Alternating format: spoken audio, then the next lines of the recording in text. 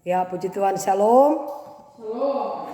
Saya percaya kita semua bersuka cita pagi hari ini. Amin. Amin. Haleluya, kita akan baca Alkitab. Keluaran 33 ayat pertama sampai dengan ayatnya yang ketiga. Musa meminta penyertaan Tuhan. Berfirmanlah Tuhan kepada Musa, pergilah, berjalanlah dari sini, engkau dan bangsa itu yang telah kau pimpin keluar dari tanah Mesir, ke negeri yang telah kujanjikan dengan sumpah kepada Abraham, Ishak dan Yakub. Demikian kepada keturunan mula akan kuberikan negeri itu.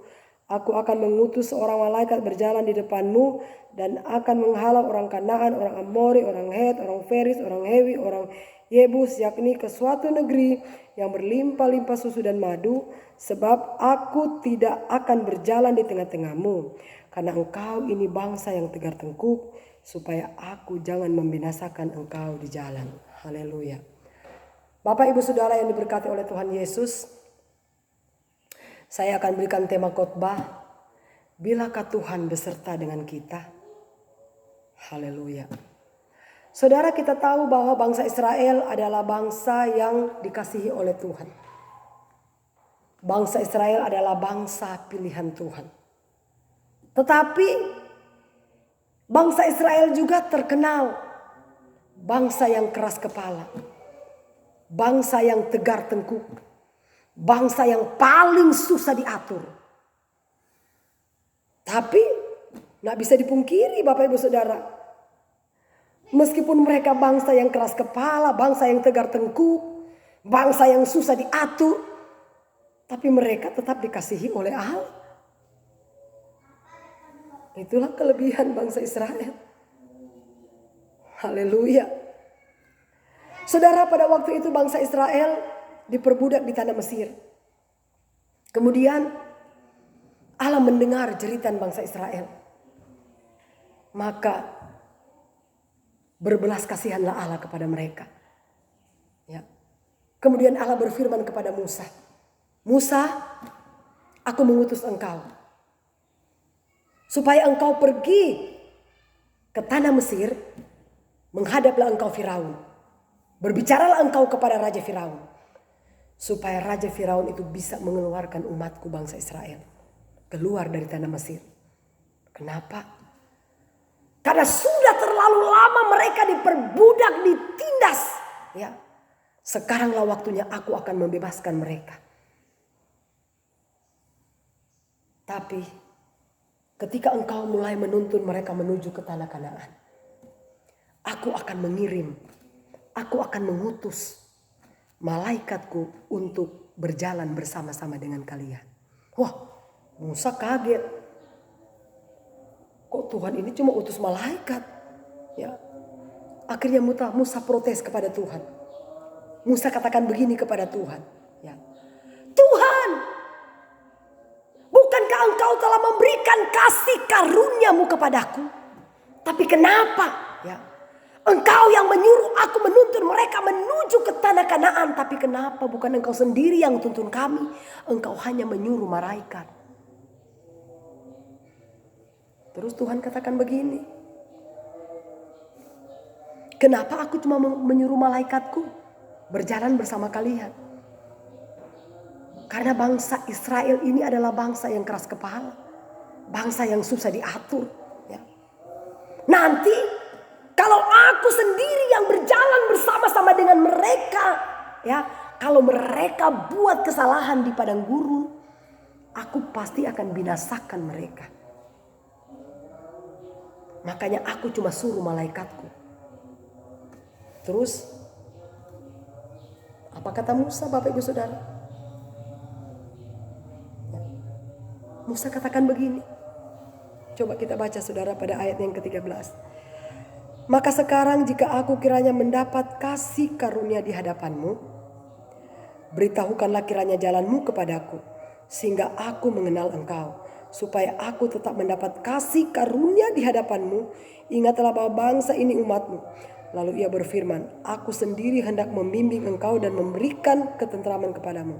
Berkatalah Musa kepadanya, jika engkau sendiri tidak membimbing kami, janganlah suruh kami berangkat dari sini. Luar biasa. Musa saudara berkata, ya, Tuhan, ya, kalau benar-benar aku mendapatkan kasih karunia-Mu, ya, aku minta supaya Engkau yang menuntun kami, jangan Engkau suruh malaikat-Mu. Tetapi kalau Tuhan cuma suruh malaikat yang membimbing kami, jangan pernah Tuhan suruh kami keluar dari sini. Oh, luar biasa. Terus Tuhan katakan gini, oke. Tapi ada syaratnya. Coba ayatnya yang kelima. Saudara lihat ya. Berfirmanlah Tuhan kepada Musa, katakanlah kepada orang Israel, kamu ini bangsa yang tegak tengkuk. Jika aku berjalan di tengah-tengahmu sesaat pun, tentulah aku akan membinasakan kamu. Oleh sebab itu tanggalkanlah perhiasanmu, maka aku akan melihat apa yang akan kulakukan kepadamu. Tuhan katakan, kalau kalian mau aku yang menuntun, tanggalkanlah perhiasanmu. Apakah yang dimaksud dengan perhiasan? Perhiasan itu berbicara tentang kebanggaan. Ya, apakah yang kita banggakan? Mungkin harta kita, mungkin kekayaan kita, mungkin jabatan kita. Ya, apa yang ada di dalam diri kita yang kita banggakan, saudara. Tuhan katakan, kalau kalian mau aku yang tuntun, yang bimbing, tanggalkanlah semua perhiasanmu. Apa yang kalian banggakan, saudara. Terkadang kita membanggakan jabatan kita. Ya. Kita tidak pernah lagi menghargai hamba Tuhan.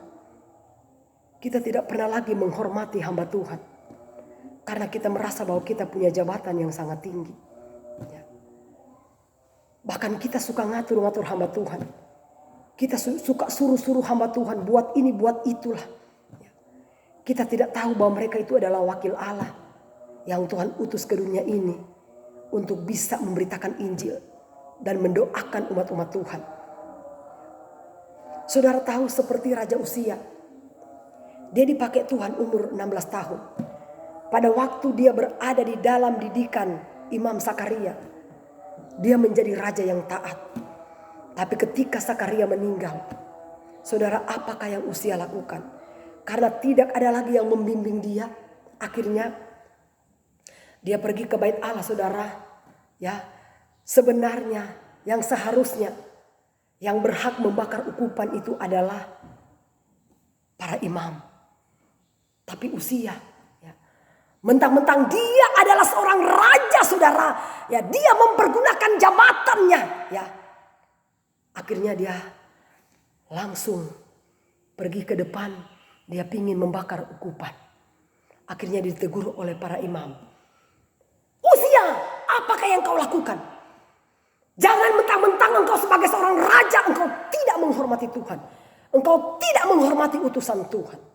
Maka saat itu juga dia langsung diberikan penyakit kusta oleh Tuhan. Ya, jangan kita salah mempergunakan jabatan kita. Ya. Saudara, mentang-mentang kita punya jabatan yang sangat tinggi. Ketika hamba Tuhan menemplak dosa, menegur dosa, mungkin kita tersinggung. Akhirnya kita berontak. Akhirnya kita menyalahkan hamba Tuhan. Kita membenci. Bahkan kita menfitnah dia kemana-mana. Ya, ingat, hamba Tuhan adalah merupakan wakil-wakilnya Allah yang Tuhan utus ke dunia ini memberitakan Injil. Haleluya. Saudara Samuel,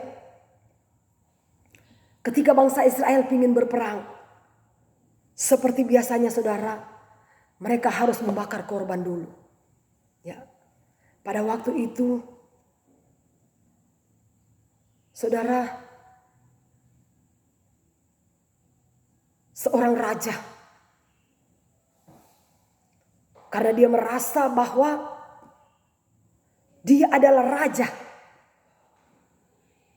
Kemudian, saudara, seharusnya yang berhak membakar ukupan itu adalah imam. Tetapi Saul, dia merasa dia itu adalah raja. Samuel perintahkan kepada dia, Saul, jangan kalian bakar dulu korbannya sebelum aku datang. Tunggu 7 hari lagi aku akan datang. Karena Saul menunggu Samuel itu gak datang-datang. Terus apa dia katakan? Ya, gak perlu lagi kita tunggu Samuel itu. Bakar saja. Terlalu lama kita menunggu dia. Akhirnya pada waktu dia bakar datanglah Samuel. Samuel marahin dia. Saul, Saul, jangan engkau mempergunakan jabatanmu. Ya. Engkau tidak berhak membakar korban. Yang berkuasa membakar korban itu adalah para imam. Ya. Para jemaat, para majelis siapapun tidak berhak mengatur-ngatur mimbar. Tapi yang berhak itu adalah gembala. Kita mau belajar tunduk kepada otoritas. Tapi kalau kita mau mengatur gembala, gereja itu bisa hancur. Tapi kalau kita mau belajar taat mendukung gembala, visi gembala, maka gereja ini akan maju dan berkembang. Haleluya. Ya. Akhirnya saudara, apa yang terjadi? Ketika Saul berontak terhadap Tuhan, tidak menghargai Samuel sebagai hamba Allah, akhirnya Tuhan itu tidak memberkati Saul lagi. Bahkan roh itu undur daripada Saul. Haleluya. Tuhan membiarkan roh itu undur daripada dia. Sehingga yang mengatur dia bukan lagi Tuhan, tapi setan yang sudah mengatur Saul. Dia dikuasai oleh roh jahat. Haleluya. Saudara, mari kita rendah hati. Apapun kelemahan kekurangan gembala, doakanlah mereka. Karena mereka itu adalah manusia biasa seperti kita. Tapi ingatlah bahwa mereka itu adalah orang yang diurapi oleh Tuhan, utusan Tuhan. Yang mendoakan kita, yang menasihati kita, yang membimbing kita. Supaya kita bisa mengenal kebenaran. Supaya kita bisa tahu tentang sorga. Haleluya. Saudara, ketika kita banyak berkorban di gereja, kita merasa bahwa pemberian kita besar. Akhirnya kita merasa sombong dan bangga. Ya.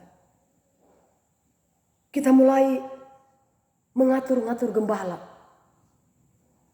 Kalau gembala nasihatin, kita mulai berkata, kembalikan uangku, kembalikan korbanku. Sudah diberi ke gereja, itu pun masih diungkit-ungkitnya. Apakah itu korban yang benar yang kita bawa di hadapan Allah? Kalau kita sudah membawa korban kita kepada Tuhan, jangan sekali-sekali kita menyebut itu kembali. Karena itu korban yang sudah kita beri di hadapan Allah. Seibarat saudara, tangan kanan memberi tangan kiri masih aja kita ungkit. Masih kita mengingat kembali apa yang kita beri. Haleluya. Bapak ibu saudara, tanggalkanlah perhiasan kita. Jangan kita sakit. Amin. Saudara, saya mau kasih tahu. Seorang pemuda yang sangat kaya. Dia berjumpa dengan Tuhan. Dia katakan begini, Tuhan, bagaimana caranya supaya saya ini bisa masuk ke dalam kerajaan sorga? Tuhan bilang, jangan mencuri, jangan membunuh, jangan bersaksi dusta, jangan berzina. Terus dia bilang begini, oh itu sudah Tuhan, sudah kulakukan semuanya. Tuhan bilang, oke, kalau engkau ingin sempurna, jual semua hartamu. Bagikan itu kepada orang miskin. Saudara, pada waktu orang kaya itu, si pemuda ini mendengar Tuhan suruh dia jual hartanya kasih ke orang miskin. Dia berpikir dalam hati, aduh enak aja. Capek-capek saya bekerja siang malam banting tulang cuma untuk mengumpulkan harta ini. Masa cuma disuruh untuk dibagi ke orang miskin. Aduh, walaupun dia tidak katakan begitu kepada Tuhan, tapi Tuhan tahu isi hatinya seperti apa. Karena Tuhan itu Maha tahu. Saudara, saya mau kasih tahu. Sebenarnya pada waktu Tuhan tantang, ya. Kalau engkau ingin sempurna, jual semua hartamu, bagikan ke orang miskin. Bukan berarti Bapak Ibu Saudara dia harus menjual rumahnya, tokonya, mobilnya, semua harta kekayaannya dijual. Tidak. Padahal waktu itu Tuhan cuma ingin menguji hatinya. Apakah hatimu lebih melekat kepada harta atau kepada Tuhan? Pada waktu Abraham, saudara, Tuhan katakan begini, Abraham,